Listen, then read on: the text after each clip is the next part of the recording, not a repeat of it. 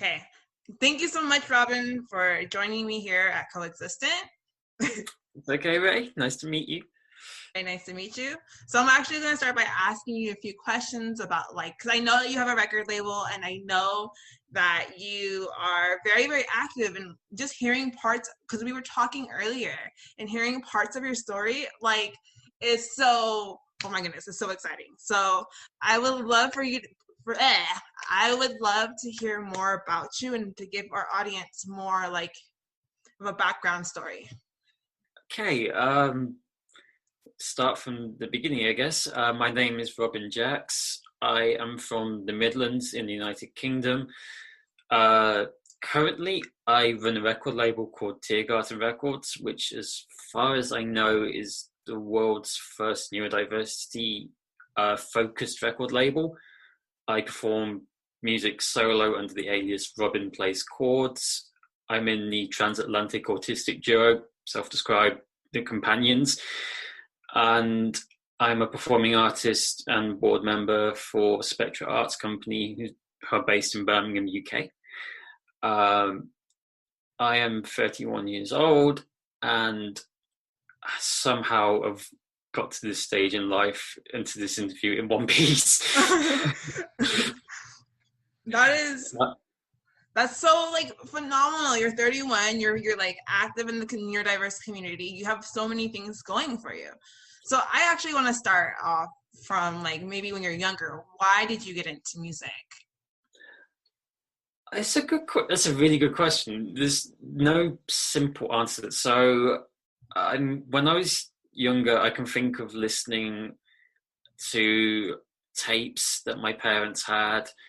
I remember back when they'd get cassettes for home or CDs for home, and then the cars they had at the time had cassette decks. We kind of burn them onto tape and then go on long drives listening to certain records, and certain things there are little things that kind of stood out here and there. I think of my sharing more on a soul. There was not just My Sharing More by Stevie Wonder, but there was a soul compilation my parents had, and it started with Through the Grapevine.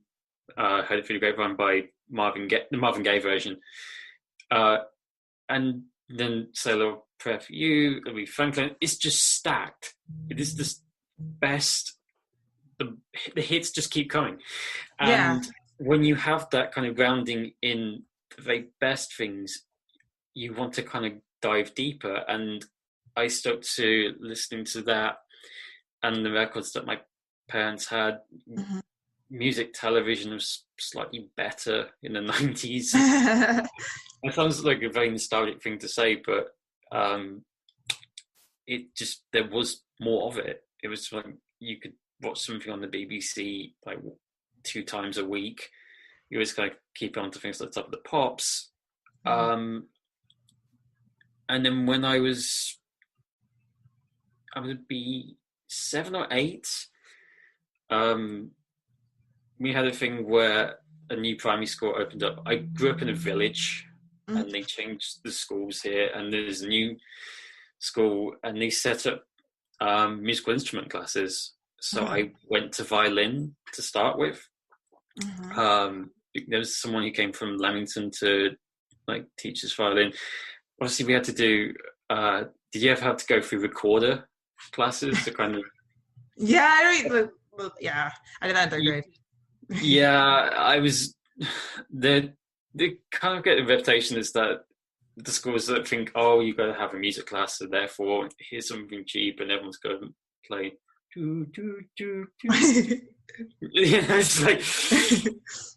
It's my kind of memory of that. But violin was there. I did that for a year and a half, and I sort of dropped out of it because you have to learn a certain technique with your forefinger, and I wasn't very strong with it.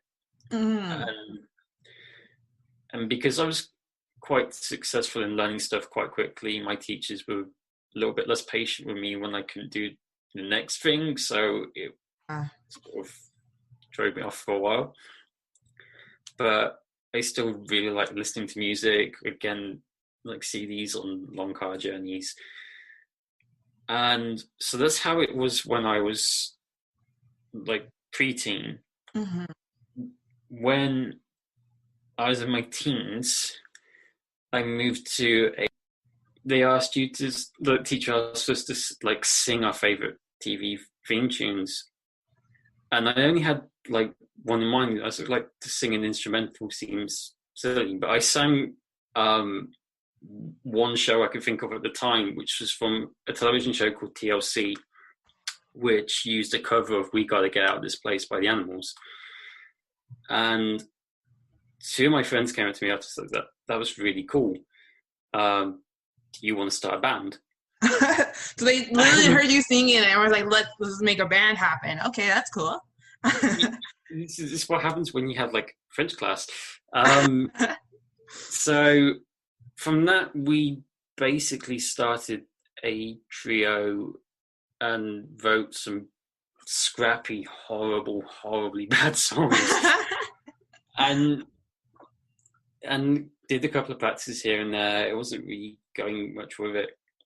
And this is about like 8 months of doing this, Mm-hmm. and then we break up for summer holidays, and we come back like first practice, which is about halfway through the summer holidays, and we've been at home, we've been kind of talking about what we're doing, and then we go into the first practice, and the guitarist, so I'm singing, there's a guitarist and there's a drummer.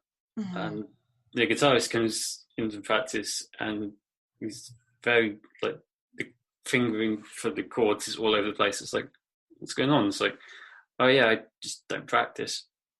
So I got to a point where it's like, one, that's a bit of a problem if you want to be in a band and kind of develop songs. And the second thought is like, well, maybe at some point I have to do this myself. Yeah. And it helped that my brother also had a guitar. He'd been playing for a couple of years. Mm-hmm.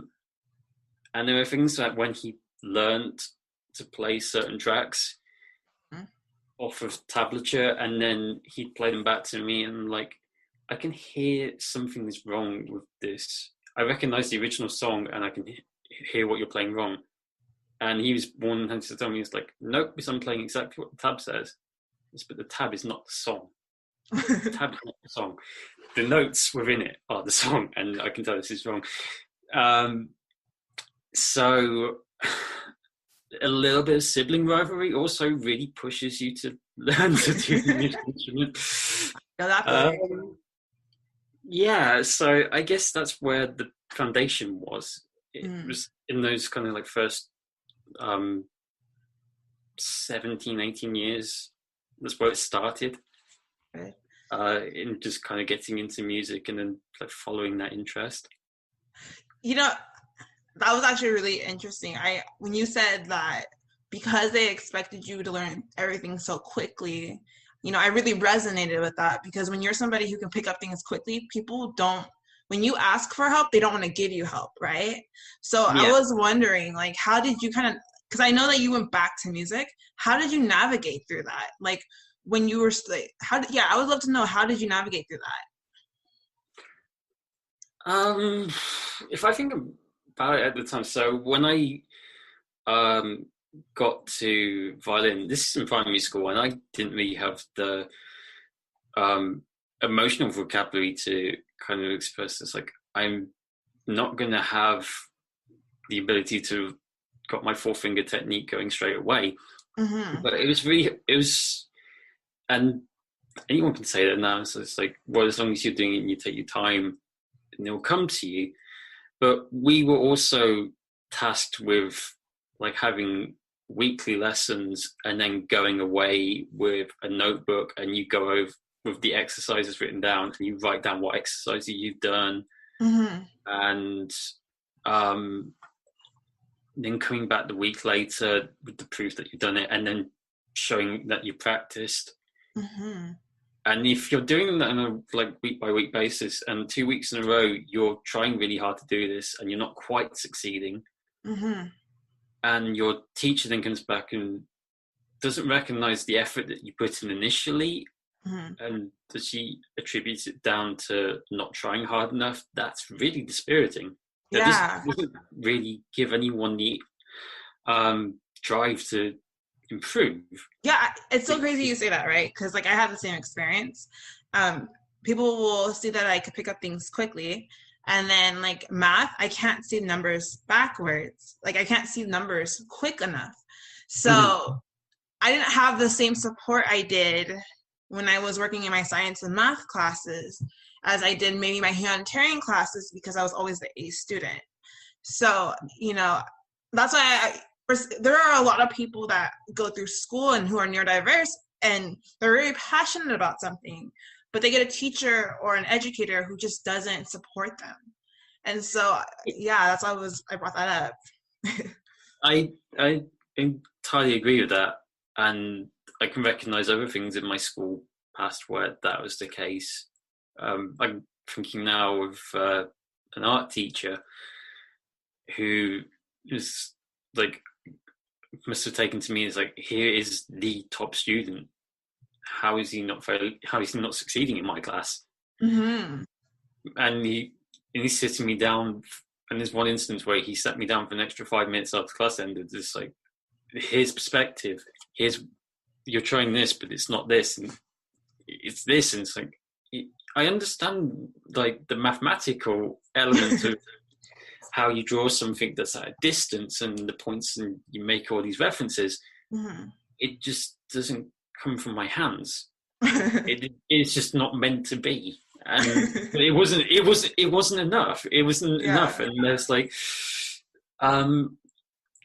there was a fair amount of pressure that came with it. So to navigate back with a musical instrument from going from violin to when I eventually started picking up a guitar, it was a very different thing. With the guitar, I never took formal lessons. So a lot of that was just me. I'm going to pick it up. I'm going to work out what the tunings on these songs are, and I'm just going to play along with the records. Mm-hmm. So I did everything by ear. And again, like I said, the only thing that really could have been a real driver alongside that was that little bit of sibling rivalry, which was kind of great at the time. So the name Robyn Plays Chords comes from the fact that in our development, my brother wanted to be more of a lead player, and I wanted to do the Jeff Buckley thing where you have these kind of these sweeping chords that can also be very melodic, and you can like move between things at the same time. So it's like, you're a better chord player and a better solo player. So that's, from what I hear, because going back, going to guitar and then being involved in so many things, I'm wondering, how did you keep up with your confidence in all of this?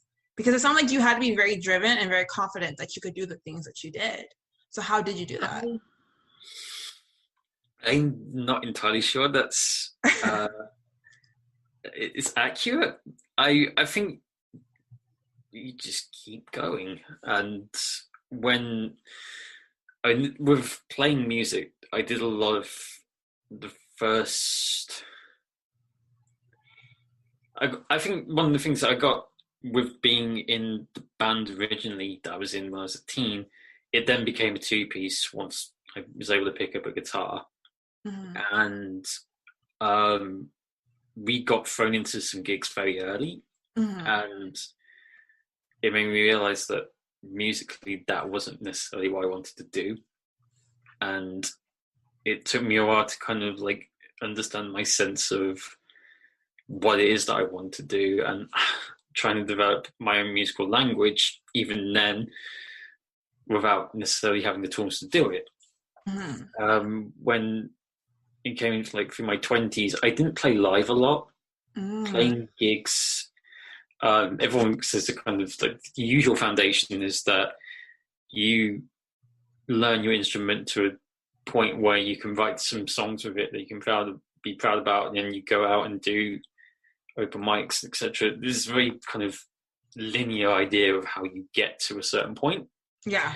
And I did very, very little of that because there was no way that I felt secure in developing myself by putting myself through all the things that were potentially going to destroy me.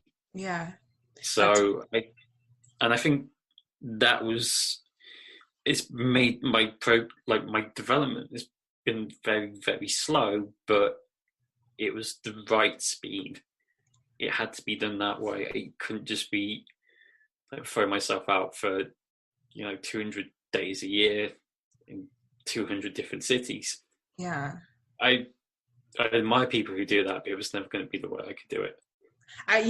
We need to like really go back onto that, right? Because the purpose of Coexistent is to do things your way, right? Mm-hmm. And as somebody who's openly neurodiverse, I want to give a background story that when I first came into the neurodiverse community, when I said, oh, you could be successful, they had some ideology that I was talking about with, American version of success. And that's not true. So I would love to go deeper in like how you were like I need to develop. Why did you think you needed to develop yourself? And like what gave you that insight to kind of be like, I need to do this at my pace? To say there was an insight would there wasn't anything that was like a single driver. Mm-hmm. I think I can only suggest of how things were in my time, because I had a lot of knockbacks. I had a lot of issues with mental health, which necessitated having to just stop sometimes and then pick up the pieces and start again, but with maybe a little shred of what had happened before. So when I kind of think of people talk of success, and like you say, I think there might be different notions of drivers if it's in the American sense, and that's a different kind of cultural thing. Yeah. I want to say, has anyone ever talked to the autistic American dream? Is that a thing? Huh? The autistic American dream? Is it a thing? No, I've never heard of it. I would like to know if someone has an idea for that, because obviously, when I first heard the American dream, I was like, what is that? Yeah, it's this kind of very grand idea that's meant to be. It's like DNA, but it is just such a weird construct. And in the UK, I don't think ever had anything so obviously set up like that. And not as an autistic person, because I didn't know what the markers would be. And definitely in terms of like playing music, I didn't know of any autistic musicians growing up until I was like 17 years old. And there's a teacher at school who's like, I know that you like, I obviously love music. I see you in, they had an after school band session that he ran. And so I've got some like old music magazines, and I think you'd be really interested in reading them. It's like, yeah, it's like, be great if you could. It's like, okay, I'll just drop them off in the library if you want to take them home, be my guest. And in one of them, it had a feature on a band called The Vines. They were a band from Australia in the early 2000s who got very big very quickly. And they were led by a singer guitarist called Craig Nichols. And having got very big very quickly, they burnt out just as fast. And there's a lot of issues in his personal life that led to him being in court. And whilst he was in court, it was revealed he had an Asperger's diagnosis. One of the band's roadies saw some of his behavior on the tour of the United States, and it's like, I think you might fit the criteria for a diagnosis. And that's literally the first time I saw it in a magazine. There's one figure, and it came with the association that burnout, like rock and roll excess, is not a great thing, and there weren't role models. Yeah. So I love, like I'm obsessed with the music industry alone. Like I have a very passion because I feel like I'm a very humanitarianist person, but I like my tech too. My friend's actually building something to kind of promote artists as their own brand without the burnout, because there are so many. I've never been super into indie artists until recently, until you start to realize that mainstream is still the same. You lose a taste for it. You're like, this is all the same. Like and then you appreciate the human. Like, anyway, this is a whole different thing. So I think that's so crazy. No, I think that is definitely there is definitely a thing to that. I find that what we perceive as mainstream and the independent side of things, the way that there's a movement called poptimism.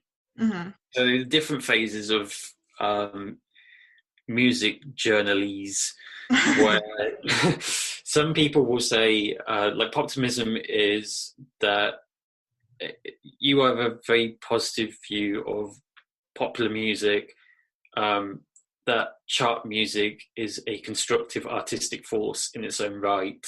And so you would be able, because in the past, if you were supposedly independent artist,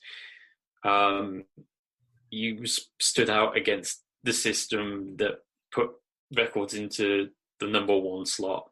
Yeah. So you could have, you could be dedicated to your craft, and you might put over Fugazi as your one be all of influence.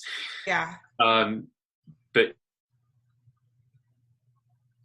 right, you froze. And I find that's weird that you can. So, and in this like day and age, I think it's a thing of the ideas that pop was, particularly in like recent years, it started to become a thing. There's too many songwriters. There's too much quantizing of notes. It's too repetitive. It's too formulaic, which tend to come from, previously they called it the rockist argument, which you usually hear of people who say that music should only be played on real instruments with no kind of touches, and it comes with a load of baggage to that. And quite frankly, it's just stupid. Because I want to be able to kind of like hype the things I love. And someone asked me in a job interview a couple of years ago, this was a job interview for a pretty big music company. They do a lot of like digital distribution and artist management, and also have a record label side of things. And they asked me, he's like, as a kind of like a constructive find out more about you, what are your guilty pleasures? Well, what's a guilty pleasure by the book? I was like, oh, he said it's like a pop artist, let's say Kylie Minogue. Well, I love Kylie Minogue. And to me, that's not so, I wouldn't say it's a guilty pleasure, because it's not like the context of it being fluff or but it's quite interesting in the sense that it's that particularly with some of the bigger hits, that you look at the numbers and it's just been made for a mass artist, but no, there's some real craft in it. There are melody lines that I wouldn't hear in other songs. There'd be things in there with, what would it be, augmented chords, like the do do do do, and things I wouldn't necessarily hear in, kind of the rock music that I would have also been exposed to at the time. So I've always had that kind of space, and appreciation outside of those boxes. I'm pretty sure I've moved so far away from original question. That's, and I think that's really, really important to say, right? Because I'm like, I like, I'm a person, I love talking about what I love talking about. And it doesn't matter, like, I'm an obsessive BTS fan. But the reason I'm obsessed with BTS is because the thing of flying was quite difficult for me. Mm-hmm. I remember there was one night, just a year after when I started working for the label, I went towards university. Coventry is a major university in the city centre. Yeah. We had 2 bands from the label come over to play this venue, and they hadn't really sold any tickets, if any at all. I'm trying to remember. And in the sense of trying to market this thing very last minute, it's like, can someone like go out and fly in the university? And just to be useful, I said, yeah, I mean, I can, but it's like, oh, fine. Well, just go down to this point and then see how you go. It's like, okay. And I went out armed with a couple of printed CDRs and like a flyer information for the show. Mm-hmm. That we, like, anyone takes a flyer, gets 2 tracks from these bands that we put out this year, and stood there doing that, and then not entirely sure how to kind of go about saying, this is a show, are you interested? That thing of talking to people. And then to compound it, my pitch was onto university property. Mm-hmm. So it then became a thing, was like, you do realise that you're now on like private land, and someone's kind of coming up to talk to me about, it's like, yeah, you're not supposed to do this, and you're not supposed to be here. And it was very it wasn't a kind of like a collaborative thing that someone can give you a suggestion there. It's like, you're just doing something wrong.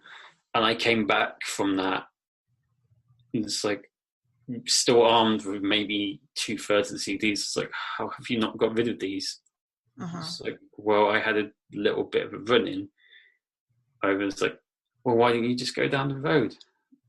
Because at that point, I'm like, whether it's down the road, whether it's, I still had a run-in and I'm shaking. So, yeah. Those things,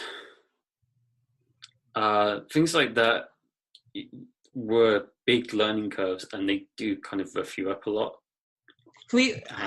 I want to hear, okay, so I need to pause it, because this is where I think is the most beautiful thing, as somebody who is very, very empathetic towards other people, and I work with neurodiverse people, and I'm always grateful. The word you said, those are learning curves. I just really want to emphasize that, because the rest of your story is amazing. And I think saying that because I feel that some people within the community will have one negative experience, and then they're like, I'm done forever. But you were just like, okay. I definitely felt like going that way. Okay. More than once. There are definitely issues. I think the big things for me was that a lot of the things I did weren't as well compensated. There were points where like, I did a lot of work for free. Yeah. And which is a thing of our industry. Which should have prefaced this by saying, a lot of things that get me to where I am come from privilege, and I have to acknowledge that. Yeah. The kind of whole thing of what I do now is about sending the ladder down, because I got such a big step up in my life from a pre-advantageous position that it's wrong for me not to offer that. So, but in the music industry, yeah, there'll be a lot that if you're not if you are there's people say thin-skinned, and then they put up things that how do I best put this?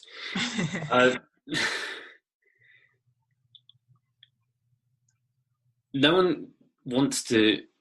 There's not a lot of people who will actively teach you things.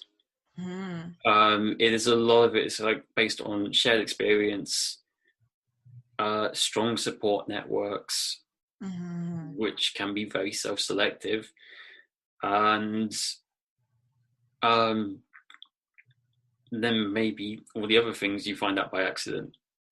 Okay. So I definitely had the thing with the learning curves. Sometimes the curve was quite sharp, and some of the other things were smoother, and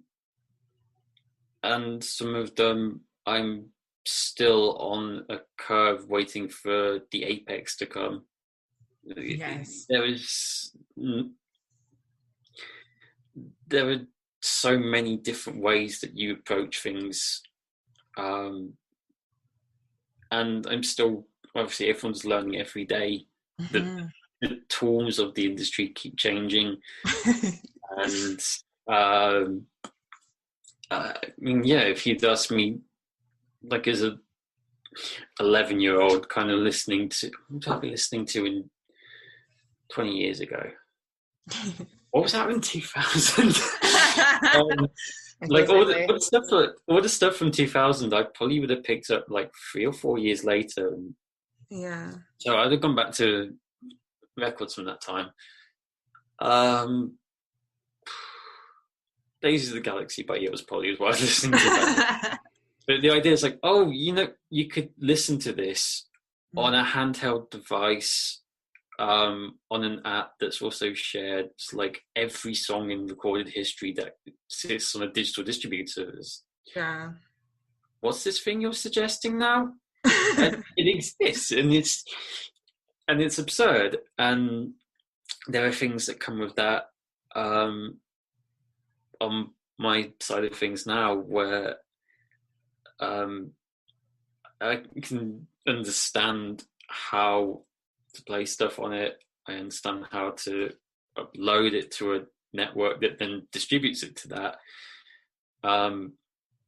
There are so many things in between that, and a lot of them have come from having to kind of get myself in a mental space that allows me to know, okay, we're going to try and do this today, and maybe if I do this today, I can do this tomorrow.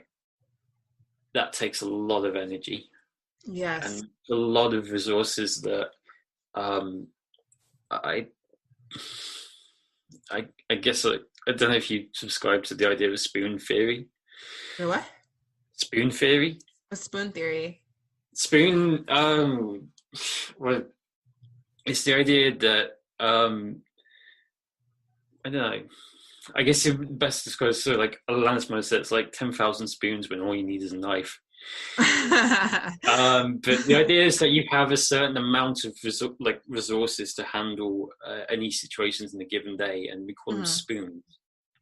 So the idea of that doing, I don't know, getting up and having a shower, making breakfast takes up so much energy and replenishes yourself in certain ways. Doing something very stressful takes more spoons than the actual output will then. So one of the things that changed for me was just a couple of years ago. I'd lived with being autistic all my life, and there was a lot of like self-exploration, and self-exploration is great. You have to feel comfortable within your own skin, and to the point where I realized that I'm missing so much, because if I'm just looking at me all the time and I'm trying to kind of get through this, then I'm missing everybody else. and there's a lot of other things about me that I could learn from actually understanding something wider. So I had to go read back for the history of autism, which at the time I honestly didn't know a lot about. But I had to go back. I had to go through the obvious starting points. Even now, looking back at it, that the way that I got into that community and the literature I've read is very Western centric. Yeah. A lot of that is kind of so I still don't understand a lot of the like necessarily social movements and how the social model of disability works elsewhere in the world. And a lot of people will still look at things through maybe, like in my case, the models of people I know in the United Kingdom, the people I see in the US, and the advocates there. Because at the moment, Tiergarden is like myself and Patrick Samuel, artists in the UK, Amber Bird, of the companions I'm in. My name is Blue Sky, Southern Paul in the US.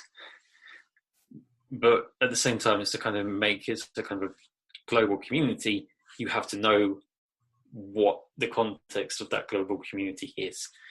Yeah. So when it came to dealing with, when it came to reading this literature and something that's like the concepts I held inside myself for quite a while, there were probably quite ableist things within me that I had to overcome because they were defined by, like, you'd have it earlier in the conversation where when I said special needs schools, and I kind of caught myself because that is something, when I went to that school, that was just the term. And it was something that, because I came out of mainstream education and I lost a year of my life, and then whilst it sort of settled me down and I can get through the basic exams to kind of come out the other side, there was a sense of feelings like you need to be here because you can't be in the world of the normal. And these definitions are not as fixed as you think they are when you're 16, but because it comes from the adults of the normal world, it's you have to kind of, you then start developing this dialogue with yourself, which is completely unhealthy and is derived from nothing but a sense of disappointment with yourself that you don't deserve.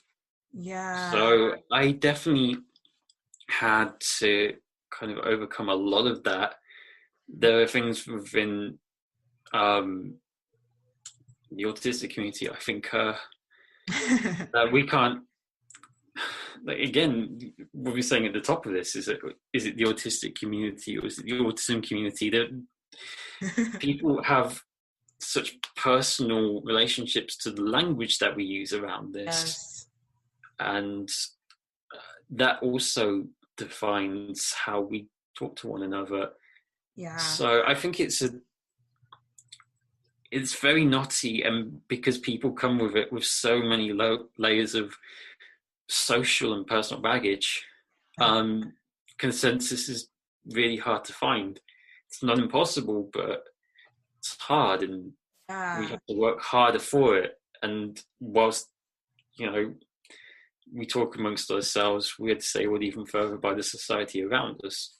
And that was, I think, that was one of my drivers for coexistent, because, I'm a very active person, but, people who meet me, they always ask me what's wrong with you, right?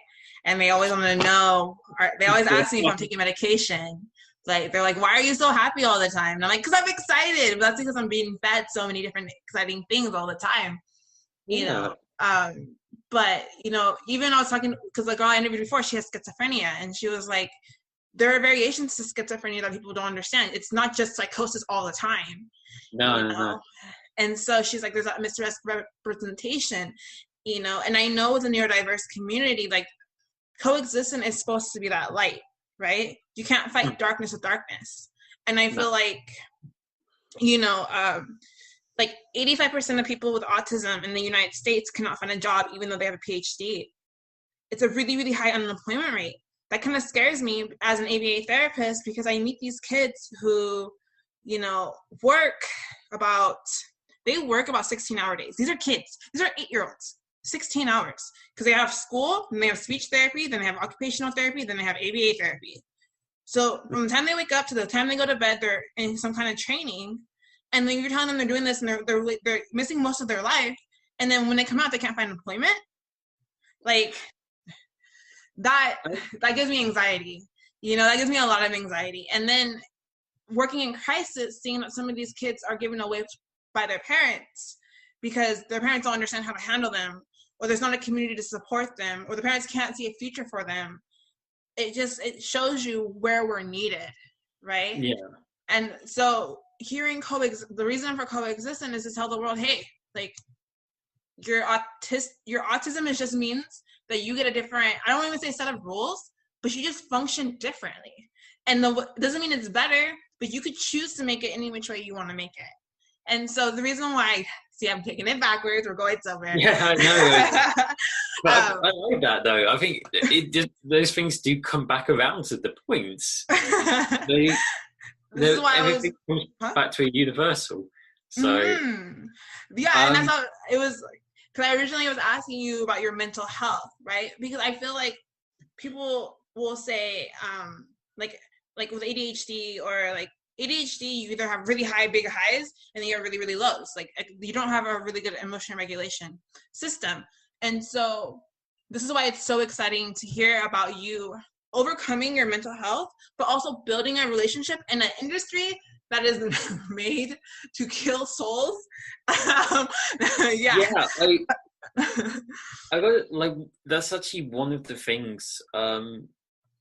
A couple of years ago, so I went to, in Liverpool, they hold an event called Sound City, and I originally applied to play it as a performer, and they said, we didn't select you this time, but what we're going to do is we're going to send you a free complimentary pass so you can come to the networking and the industry panel side of things, which is called Sound City Plus. And I made that more difficult. I remember the whole thing about it was like, I've never really been to an industry event. Even when I was working in the record label, I didn't have a lot of like job training. Yeah. So to go to these things was like, this is a novelty. And I went to it, and it was the first time I met an organisation, excuse me, called Help Musicians UK. And I didn't know a lot of, like, in the terms of support organisations, but they're a music charity that now is expanded to have a dedicated helpline for musicians who are looking for help with mental health concerns, for funding opportunities. They do something called the Do It Differently Fund. And you know a few people through Attitudes Everything Next Stage program I'm part of who are funded by that. But at the time I didn't know a lot about them, and I just to talk. I saw their stand, and they were starting a drive to get data for a study which later became can music make you sick, which was basically quite groundbreaking information, which is maybe something in the region of about 1,000 people in the music industry, whether they were performers, whether they were managers, promoters, technicians, would basically fill out questionnaires related to, like, what do you think your mental health is in the industry, and what do you think is the thing that gives you the most stress? Is there something that happens to you on the road, for example, that makes things more difficult? And the overwhelming thing is that people were always in kind of the financial precipice. No one sleeps. No one eats well enough. And several people were at a point where they were needing medication, where they weren't getting it from doctors, that they look after themselves in ways that were primarily unhealthy. But one of the things of that which kind of led me to where I am is to ask the questions like, I'm not sure if you could ask this in a questionnaire per se, but did you get any feeling from the participants that anyone was maybe on like the autism spectrum, had a neurological condition? It's like, well, we didn't really check this data. It wasn't something we were looking for. I've never seen anyone look for this information before. Yeah. And like I said, I didn't even know that people could be in our industry until the age of 16, and the model for that was just something that went horribly wrong. So yeah, like, it's got to exist. Yeah. And I think maybe there's one book I've read that's been loosely in that vogue. It's Dr. Michael Bachan at University of Florida. It's not necessarily a scientific thing. It's basically him having 10 extended sessions of Google Chats with 10 people who were various parts of the autism spectrum, who might have been performers, who might be listeners, some who in academic backgrounds. And the book's called Speaking for Ourselves, Conversations on Music and Autism. And it was like fascinating, because no one ever put this in the book where you talk about the two things. And to me, that's really exciting. It's some of his methods are a bit, he tries very hard not to put words in people's mouths. There was one instance where I think he tried, maybe one or two instances where he tries to redirect conversations because it makes him feel a little more comfortable with some of the sentiments. But isn't actual, like, in-depth look at the interior musical lives of people, I thought was amazing. Yeah. So that's where, that development was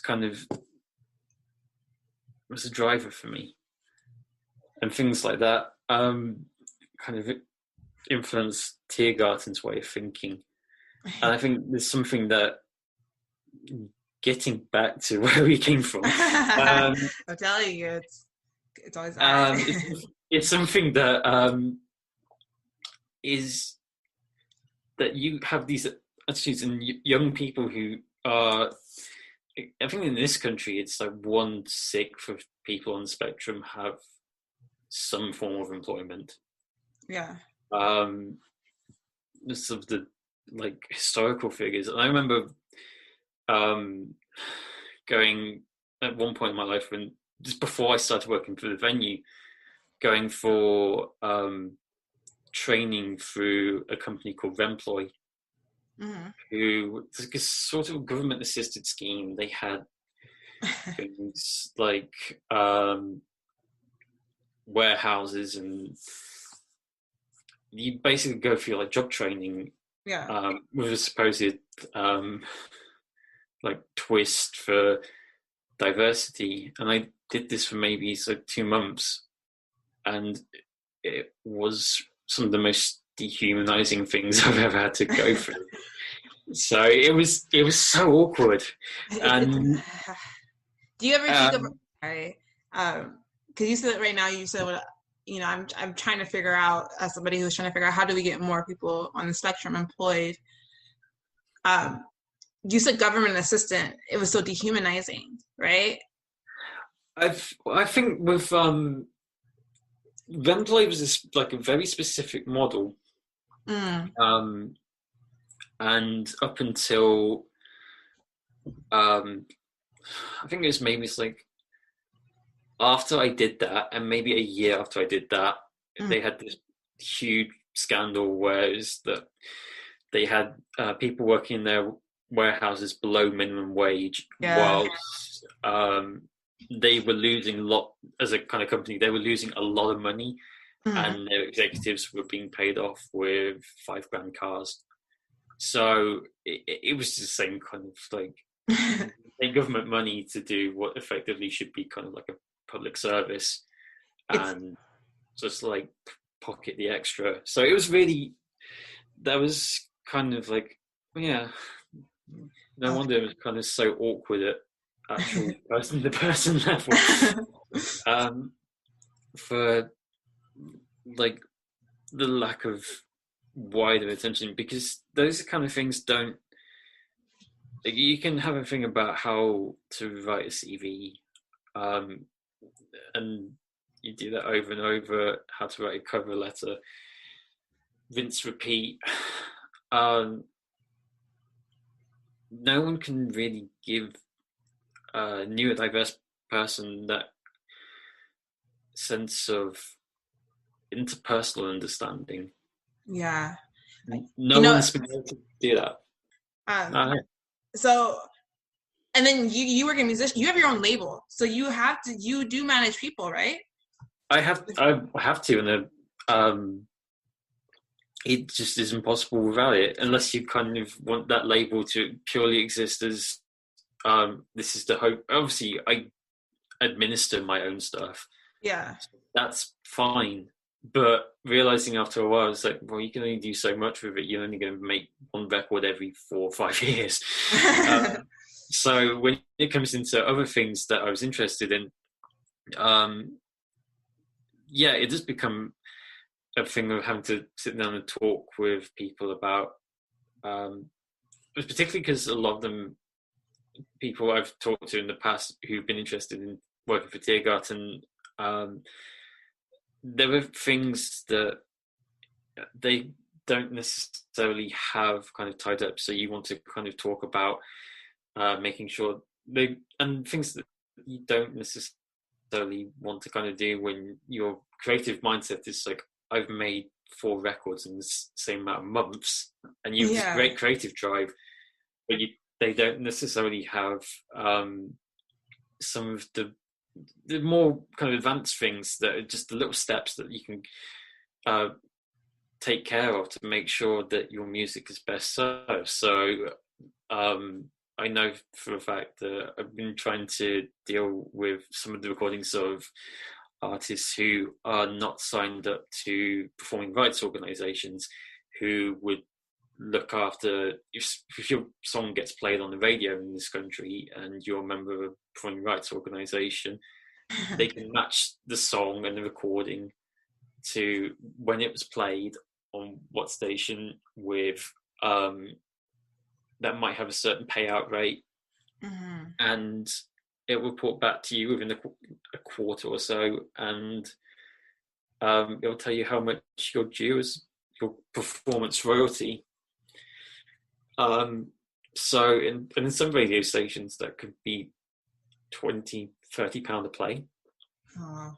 So it's kind of important that you understand that there's that sense of opportunity there. And also, I think it was always a kind of panic for me, because I was told that if you want to put out a record, even if it's just like digitally, make sure that you have so much time for a campaign to start to when I made this mistake. The first release we put out on Tiergarden was my solo debut, and I got to a point where it come together quite quick and last minute, and I was very excited. It was such a personal achievement. The record took me the best part of 6-7 years, and was recorded in all these different parts of the world, with all these people who I love very dearly, and I wanted to get it out to the point where I actually hired PR for it. And then they were sending a budget. It's like, well, I need some PR, but I can't afford the max. It's like, okay, well, here's what you're paying for. It's like a 6-week campaign. I'd recommend that if you're doing it on this record, that maybe you want to go a little bit longer. And I'm looking at this, it's like, well, I want to, but I can't afford it. But also, this might be just enough of a push to make sure that someone gets one song onto the next level. And I'm totally sorry to cut you off, but it seems like you have so much for, like, you went through the trenches. It sounds like the trenches are, once you have to be in the trenches to really kind of build the worldview. I'm gonna have to write that somewhere. I'm gonna like quote you and tag you. You have to be in the trenches to build your world. That is the most beautifully right. That's so much truth in that. I don't know how I can actually narrow it down to one sentence, but I think this. I have opportunities as soon as you see them. I took a long period from being quite scared to put my head above the parapet, and partly out of, because sometimes talking about things, and particularly when you see it in certain parts of communities where it puts a target on your back when you don't meet certain standards, but also just because, one, I wanted to be able to listen, and listening felt more beneficial to me at the time than just dominating the conversation. And secondly, it's like, do I actually have anything to offer anyway? And it was, so maybe in the last 9 months, I think that was like a big change, especially because when I joined Spectre Arts Company, that was off the back of auditioning for something I had never done before. I'd never gone to immersive theatre and performing arts, which is a completely different thing to the music industry. You have certain performing elements, but the actual mindset of making something together with them was very different. But it was, in coming from that, then not only being able to get a job with them as a performer, but also that was paid at a decent rate. I was able to leave home for the first time. I was actually able to move out into a place and call it my own and walk to work and do my job for 8 hours a day and then come home again and be like, there was such a degree of, that was almost like, to be able to do that in the first week is like, even though the second day I was there, even the first day I walked in the morning thinking, this is a nice idea, I'm going to bring on my stuff, I can walk to work, walk through a park, which is so beautiful. And at the end of the day, the clouds opened up and I got soaked on the walk back. But it was sort of like, okay, what I'll do is as I walk home and I get inside, I can get changed. But this is just part of this. That was like a mark of an independent success. And a lot of that came from the support of like a cast of thousands. But in the end, I'm there in that space, and that felt good. I'm so sad that I'm gonna have to end this interview with you because, it's just, the last person I was talking to was talking about how like everyone's journey is so different, but it's a journey. So hearing that, like, you're married, you got married, you made your job. Oh, like the marriage itself is like another story entirely. You don't even. To me, like, I don't want to say autistic success because I don't like the word. I don't like to give anyone the thing, but you have what a lot of people want, and you have autism, and it's not about, and you defined it your own way. And this is where it's important. You made your own job. Not only did you make your own job, but you made jobs for others. So you understand others. And if from the bottom of my freaking soul, man, like, you don't even know, as somebody who is trying to fix the job situation within the autistic community, this is exciting. I'm about to edit this because of some of this stuff. This is a very long interview, and we're definitely going to have you come back. There were so many tangents. But it was so, like, you don't you have so much, like, there's some deep love, and you had to meet Yoshi. Like, I had to watch him and meet him first, but like, there are so many people within the community that, like, I'm inspired. It makes me want to go and like sign up for something right now, and then, so yeah. But do you have any kind of social media for people to follow you on? Yeah, so with Tiergarden, we keep it kind of narrow. There's a Facebook account, there's a Twitter thing. But the majority of it comes. If you want to find the music, I suggest Bandcamp is probably the best place for that. So tiergardenrecords.bandcamp.com. There's stuff that's available on digital distribution, things like Spotify, Apple Music. There's a couple of issues with some of the metadata on the tracks up there, so we prefer going to Bandcamp. And also, you can make it yours permanently, and that's a nice feeling. You can just access it when you can. Spotify went down today. People panicked. You don't want to have that panic. Just enjoy that way. It's so funny that you were saying that, because we were talking to one of my friends. Like, he has this thing called Deeper Dimensions, which we'll have to talk about this after the recording, because I'm definitely keeping in touch with you. But so keeping it here, T, I didn't say it right. I'll have to write it in. But I'm so grateful for your time.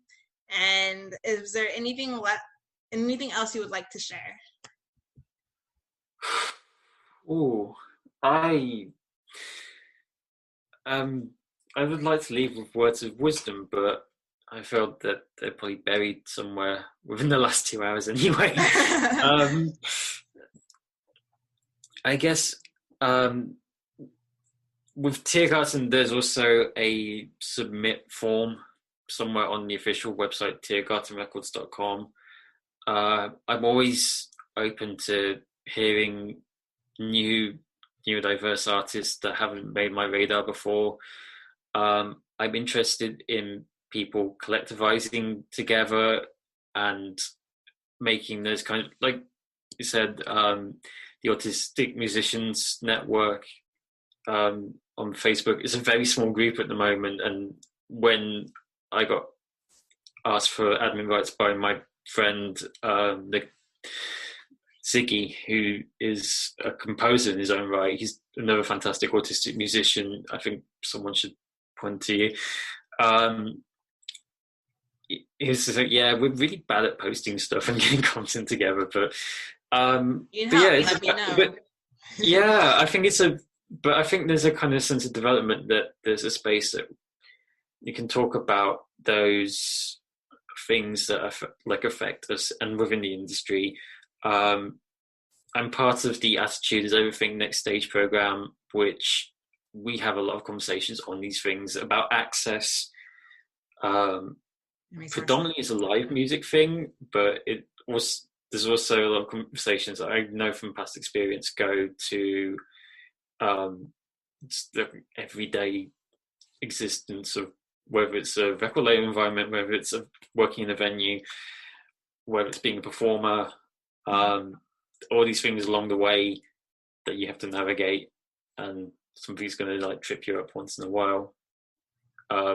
Just making sure that people have something that can soften the fall if there has to be a fall at all, which I'd rather not have people falling. So okay, that was amazing. Thank you so much. Thank you. I'm I'm mad appreciative that you taking the dive, and yeah, I unspool a lot. I've been it's been a thing recently. I've been talking to. I met someone last year at an interview event, and then like keeping in contact on and off. And during lockdown, he's been giving like slots for artist development free of charge, which I think is really sweet of him. And he's a really nice guy. His name's Jeff Langston at Glam Red Artist Management. And the first time I sat down for one of these, it's like, this is somewhere between artist development, but it also felt a bit like therapy. And we did an hour, and I just let go of everything. Yeah. And there was like, oh, I don't know if I have the endurance for this. and I feel now, like talking to you, I still have another 2 hours within me. There's just so much that could go from there. So, yeah, this has been awesome. Yeah, I was thinking, right, for one of the events that I do want to host eventually when I get coexistent is an opportunity for everyone to just open up, and I think within the neurodiverse community, it's really, really hard on people themselves. But, I think like listening to you just gives me hope. Listening to you gives me like, okay, it's going to be okay. We will find a solution. There is one. And like, we're all in this together. And so it's just like this ideology, and everybody knows somebody. And so I'm very, very excited. And thank you so much for coming. And I do mean it when I say I hope to have you back soon. Yeah, I'm more than happy to do this again. All right. Have a good night. Take care. Have a great day. Bye. Bye.